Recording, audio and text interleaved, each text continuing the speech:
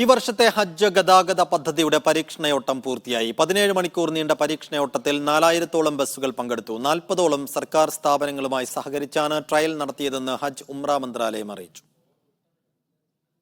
ഹജ്ജിന്റെ തിരക്കേറിയ ദിനങ്ങളിൽ പുണ്യസ്ഥലങ്ങളിലേക്ക് തീർത്ഥാടകരെ സമയബന്ധിതമായി കൊണ്ടുപോകാൻ തയ്യാറാക്കിയ ഗതാഗത പദ്ധതിയുടെ രണ്ടാമത്തെ പരീക്ഷണമാണ് പൂർത്തിയായത്. ഹജ്ജ് ഉംറ മന്ത്രാലയം 40ഓളം സർക്കാർ സ്ഥാപനങ്ങളുമായി സഹകരിച്ചാണ് ഗതാഗത പദ്ധതി തയ്യാറാക്കിയത്.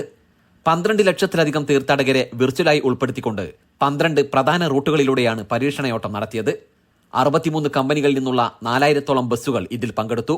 പുണ്യസ്ഥലങ്ങൾക്കിടയിൽ 36,640 ട്രിപ്പുകൾ നടത്തി.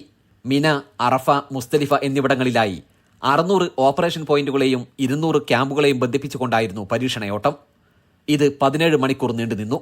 തീർത്ഥാടകരെ സേവിക്കുന്നതിനുള്ള ഹജ്ജ് കാര്യ ഓഫീസുകളുടെ പങ്കാളിത്തവും തീർത്ഥാടകരുടെ ആവശ്യങ്ങൾക്കനുസരിച്ച് പുണ്യസ്ഥലങ്ങൾക്കിടയിലുള്ള യാത്രാസമയം അളക്കാനും പരീക്ഷണത്തിലൂടെ സാധിച്ചു.